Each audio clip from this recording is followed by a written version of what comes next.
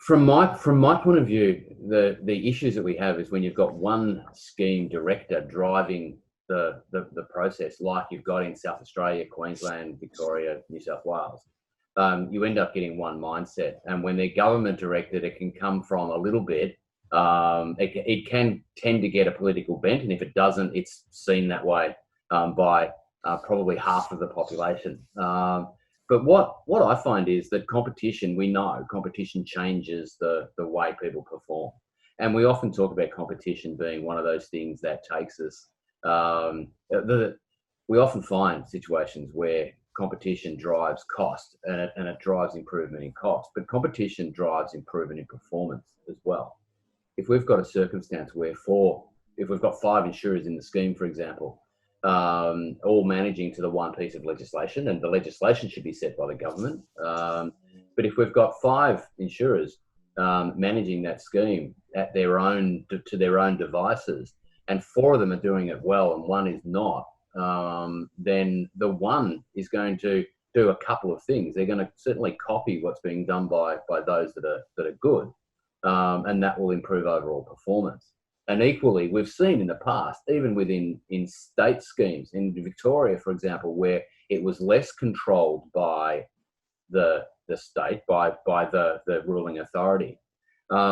When different agents would do things in their own way, we know that one would be leading and the others would chase. The others would try and improve their performance to match the performance of that leading employer. So competition of itself, we all talk about it as being nasty and a commercial economic beast, but it's actually something that improves performance as well. Also, Jay, if we look at the privatised schemes, if an insurer there trials something different and it doesn't work, they wear the expense. So if we look at what's happened in Victoria at the moment and in New South Wales, they're doing things differently. Those differences are driving up claims costs. The driving up of claims costs is increasing employers' premiums.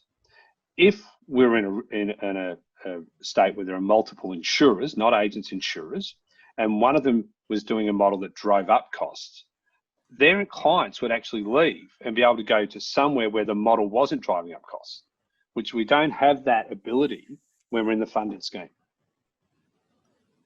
Well, yeah, no, you don't when it's a funded scheme that is directed as strongly as the Victorian, particularly the Victorian scheme is, where yes, you've got different insurers or agents or whatever we want to call them at different times, but they are operating under the absolute and tight direction of the authority, and that creates problems.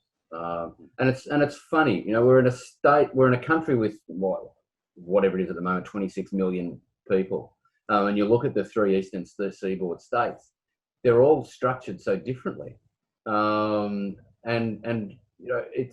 it's a very strange scenario where we've got those 3 most populous states in the country operating schemes that are operated so differently in such different ways, and none of them seem to have it right yet.